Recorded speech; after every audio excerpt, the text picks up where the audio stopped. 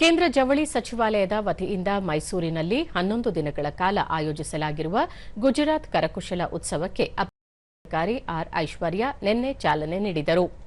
ಬಳಿಕ ಗುಜರಾತ್ ರಾಜ್ಯದ ಕಲೆ, ಪರಂಪರೆ ಬಿಂಬಿಸುವ ವಿವಿಧ ಕರಕುಶಲ ವಸ್ತುಗಳನ್ನು ವೀಕ್ಷಿಸಿದರು.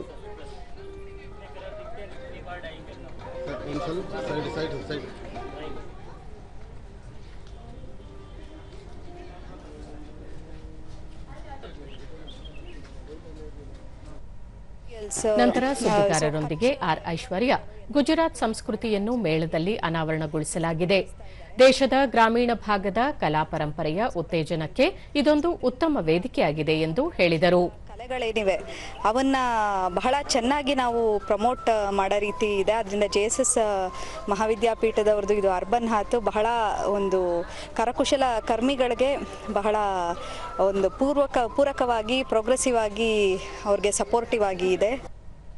ಜವಳಿ ಅಭಿವೃದ್ಧಿ ನಿಗಮದ ಆಯುಕ್ತ BA ಬಸವರಾಜ್, ಅಪರೂಪದ ವಿನ್ಯಾಸಗಳನ್ನು ಹೊಂದಿರುವ ಕರಕುಶಲ ವಸ್ತುಗಳು ವ್ಯಾಪಕವಾಗಿ ಎಲ್ಲೆಡೆ ಪರಿಚಿತವಾಗಲು ಇಂತಹ ಕಾರ್ಯಕ್ರಮಗಳು ಮಹತ್ವದ್ದಾಗಿದೆ ಎಂದರು.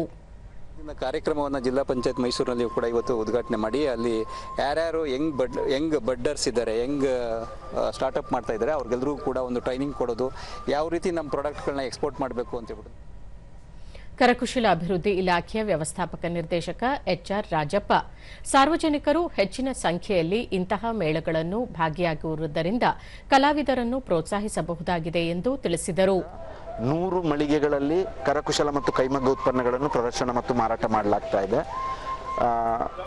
ಇದು ಇವತ್ತಿನಿಂದ 10 ದಿನಗಳ ಕಾಲ ನಮ್ಮ ಮೈಸೂರು ಅರ್ಬನ್ ಹಾತ್ನಲ್ಲಿ ನಡೆಯಲಿಕ್ಕಿದೆ.